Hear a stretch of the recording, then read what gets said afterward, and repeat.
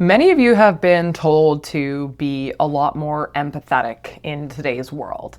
That as a man, you need to listen better to women, that you need to understand women better, that you need to be able to feel what other people feel so you can walk a mile in their shoes.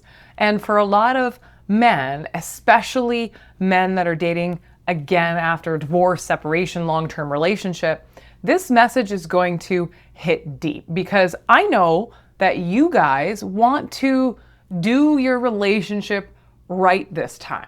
You want to get it right. You want to listen and be supportive to women, and you certainly don't want to repeat the same mistakes that landed you the painful divorce or separation that you've gone through. But listen up, because here is the problem. What if the thing that you have been told that will make you a better man or a better partner is actually the very thing making your relationships with women worse? And today, what I want to share with you and what I want to unpack in this video is the dark side of empathy. And I'm not here to say empathy in it of itself is a bad thing. It's a good tool. But what I want to do is show you how empathy can quickly become toxic when it is misplaced, overused, or weaponized against you. And this is something that many men won't have heard of before. Maybe you've never even thought about empathy being a negative thing in certain circumstances. But truthfully, this could actually be the key to saving you many years of frustration with dating and with women. It can save you a lot of emotional burnout, and it can save you from a failed connection. So firstly, welcome to this channel. My name is Kimberly Hill. I'm a dating and relationship coach for men. I support good-hearted men to attract deeply loving relationships and go on to maintain those deeply loving relationships. And that means I got to talk about all sorts of wild, wacky things, because if you're entering into the dating world, you're entering into a wild, wacky world. So that's what we address here in this channel and in the work that I do. Now, a side note, if you're of course a man who's dating after divorce and you want some guidance, you're welcome to book a complimentary call to see if working with me is right. But today, obviously, I want to unpack the dark side of empathy. And I want us to begin with, well, let's go back to what we have been taught about empathy. Now, especially for the last few decades, you guys, men, have been told you need to be more sensitive. You need to be more understanding of women and women's feelings and rights and all these types of things. And God forbid, you need to get in touch with your feelings and emotions, man. And okay, honestly, on the surface, this is good advice. But somewhere along the way, empathy in all of this, in the sensitivity, in this understanding, in this learning to validate and be a good listener and get in touch with your feelings and therefore be able to get in touch with other people's feelings, somewhere along the way, empathy turned into a darn moral currency. And it became proof of your goodness as a man. And for many men, especially men that are re-entering this dating world after a painful divorce, what I at least noticed in my practice over many years, these men tend to overcorrect. So you go from being a man who maybe you would say, you know what, I was more emotionally shut down, to becoming too emotionally exposed or overexposed. You go from being very stoic to self-erasing. And if you are thinking something along the lines of, well, if I can just show women that I really care, if I can understand her pain, she'll finally feel safe with me, or she'll feel like I'm a good guy. She can really love me for who I am. So I'm going to be really, really empathetic to women. But empathy without boundaries ain't love. It's actually self-abandonment. So I have coached hundreds and hundreds and hundreds of men at this point in my career, and I've coached a lot of good-hearted men who confuse empathy with compassion and kindness. And they think that if they are the understanding guy, especially early on in the dating phases of getting to know a woman, that means that they need to be endlessly available. They think that if they can absorb enough of a woman's pain or just enough of her story She'll see his worth because, wow, this guy listens really great to me. But here's what really happens. The more you as a man focus on her emotions, the less connected you become to your own truth. In fact, if you're living in the experience of someone else's emotions, which is empathy, too much, you'll actually start to change. You'll start adjusting your tone. You'll start suppressing your needs.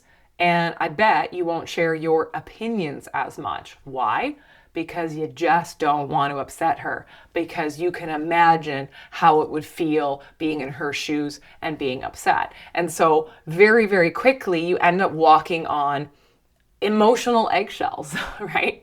And maybe you even feel proud of your empathy, but at the same time, you're actually losing your sense of self.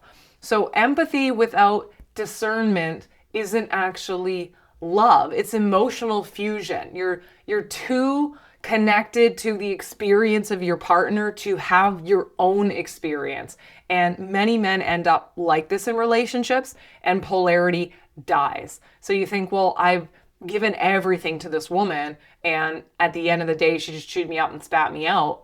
It's because you might not have enough of your own autonomy. You're too much in her feelings and emotions to be leading that relationship anymore. Now, I want to talk about what some of the research actually tells us. And one of the world's leading empathy researchers, a neuroscientist, Dr. Jean Decity from the University of Chicago, found something very fascinating in a lot of his work and studies that he has done on empathy in particular. And empathy, while a very powerful tool, can bias our moral decision making. In other words, feeling someone else's pain, feeling a woman's pain in dating or in relationships can actually lead you to make emotionally driven, irrational choices. And so, isn't that exactly what happens in relationships sometimes? You feel really bad for her, so you stop setting boundaries. You feel her hurt and pain, so you downplay your own needs. Here's an example. You want to go fishing with your buddies, but she's upset because she's alone at home, so you don't go fishing with your buddies and you stay home with her to make her happy. But you know what you're not doing? You ain't making yourself happy, and you're letting your buddies down. And if you keep doing that over and over again, soon enough you won't have those buddies. You'll just have this woman who needs you all of the time because she can't live her life without you, or whatever the story is. And you're not even the person that you were when you both met and fell in love with each other. So if you're feeling too much of your partner's hurt, you will downplay your needs in a relationship. You'll get so emotionally tuned into her world that you will lose sight of your own. And Decity's research shows that empathy doesn't always make us more moral. Sometimes it just makes us more compliant. And that's not compassion. Now we're talking about codependence. So there's a psychiatrist called Dr. Mark Goulston who has worked with hundreds of high-performing men, and he uses a phrase that I really like and I think is very relevant to highlight in today's video, and he calls it surgical empathy. So the point that he is making is that empathy should be used like a scalpel, right? It's got to be precise, it's got to be clean, and it's got to be intentional, not like endlessly given, right? So you don't open the whole body of a patient there laying on the surgery bed. You target exactly what needs care. Otherwise, it's incredibly destructive. It could ruin the life of the relationship, so to speak. So that means that you can listen to women very deeply without drowning yourself. You can feel her emotions without absorbing them like a sponge. You can care for her without losing your clarity. That is healthy empathy in the right dosage. That is leadership, not caretaking. And you don't want to get in a relationship where you become a caretaker, not a partner. So I want to share a story that might be familiar to a lot of men that are watching this video. Now, one of my clients, let's just call him Dan for the sake of this video, had just finalized his divorce. And what did he do? Well, Dan got excited and he went online right away. And he met a very smart, funny, emotionally deep woman online, very beautiful too, of course. And on their first date, she opened up to him. She said she felt really safe with him on this date and really comfortable with him on this date, which he took as a really great sign. And he was like, yeah, I'm going to listen to this woman. And he listened to, guess what? How much her ex-husband hurt her, how she lost trust as a result of this, and how men always let her down. And Dan, being the chivalrous, great guy who has a lot of empathy and being the good man that he believes that he is, thought, well, I'm a different guy. I am not like these other guys that she has been in a relationship with, or certainly not like this other guy. So what did Dan do? He listened on that date. He empathized with her. He reassured her. He paid for her dinner. He texted her afterwards to check in just to make sure she didn't think of him like any of these other men. And he thought, well, this woman just needs a man like me to feel safe. But over the next few weeks, she became distant. The more he cared for her, the less she seemed attracted to him. And he's going like, what on earth? Like, I'm embodying and doing everything she described to me that her ex didn't. And why isn't this working out? And he got clarity, which many men don't do in this dating process. But she basically said to him, look, Dan, you're a really great guy. I'm not feeling it with you. And he was like, are you kidding me? He felt crushed. Now, there's probably a lot of Dans out there listening to this video that maybe have gone through very similar experiences, because you're thinking to yourself, well, I did everything right. I did everything this woman said she wanted from a person. I gave consistency. I followed up with like, if I said something, I would do the corresponding action. I was sweet. I complimented her. I paid for everything. I was really chivalrous. And you're going, but this isn't working with this woman? Like, what gives? But here's the truth. The empathy that he had for her turned into immediately caretaking for her. And caretaking is the death of a relationship. It just kills the polarity. And in fact, it might even have killed the respect she had for Dan, which you wouldn't think would be the outcome. But if he is too afraid to rattle the boat, right? He's too afraid to share his true opinion on something. Then how can a woman respect a man who doesn't really advocate for himself, or at least in the early phases of courting her, didn't advocate at all? She didn't want a emotional lifeguard. She wanted a partner. She wanted a man with a backbone, with spine, someone who could feel with her, not for her. She didn't want to be pitied. She clearly had some of her own healing to do, because if you're talking about how your ex hurt you on a first date, guys, then be forewarned, that's a glaring red flag, and it's not some challenge for you to overcome and convince her otherwise. That's a woman who has to go on her own journey to figure out how to heal from her ex relationship. You're not the therapist or shoulder she needs to cry on. So it's an important lesson to say that while you might be thinking you're acting in the best interest of courting this woman, you might actually be creating an environment where there can be no spark or polarity, because you're immediately this, quote, super nice guy, this overly empathetic guy who is too afraid to hurt her feelings, because bless, she's been hurt before in the past, and I can't hurt a woman's feelings because women are so fragile, right? So it's important to understand that even empathy can be used against you. There's a clinical psychologist, Dr. Ramani, who studies narcissistic and emotionally manipulative relationships, and says that highly empathetic people are often the easiest to manipulate, because empathy can very easily be weaponized, and not always consciously. Sometimes it's very subtle and hard to pick up on, but you've probably heard lines like, "You're the only man who really understands me." Or, "You're being so cold. Don't you care what I've been through?" Don't you care about any of my feelings? Don't you care about how I feel? Suddenly, your boundaries, right? All right, something's in there. Your boundaries, they become the problem, and you find that you're now apologizing just because you had some self-respect.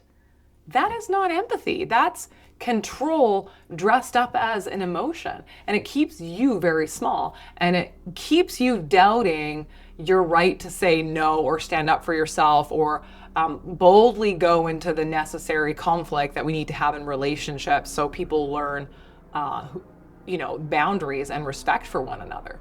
So I really want you to think about how to redefine this. And maybe you have heard about similar situations where, oftentimes this can be called like, being too nice of a guy, and being nice and being compassionate and being kind.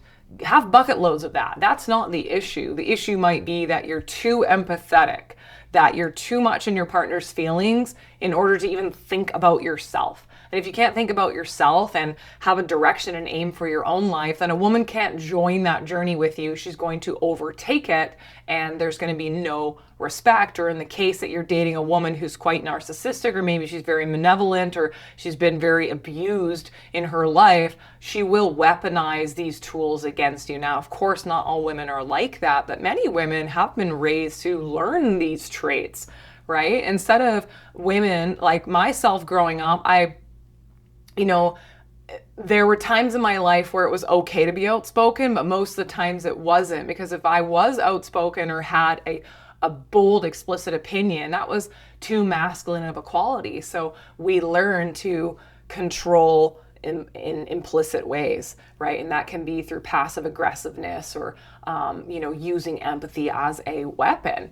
So empathy isn't about absorbing somebody else's feelings and taking them on board. It's about understanding them while staying anchored in your own truth. It's saying, I see you, I hear you, I care, but I still need to honor what is right for me. That's not cold, guys.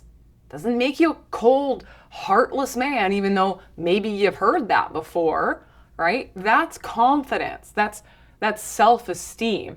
And research on emotional resilience from ample places like positivepsychology.com, there's plenty of articles out there, shows that people with strong emotional boundaries actually connect deeper, not less. So the fear sometimes we have that if I am setting boundaries, it's going to stop me from having good connections. And obviously there's extremes to everything. If you have no boundaries, you're going to be taken advantage of. If your boundaries are far too rigid, you're not going to be able to form deep connections. But having healthy, strong emotional boundaries will allow you to connect deeper with somebody, not less. Because empathy with boundaries is what is the sustainable option. So maybe, guys, too much empathy is actually your problem.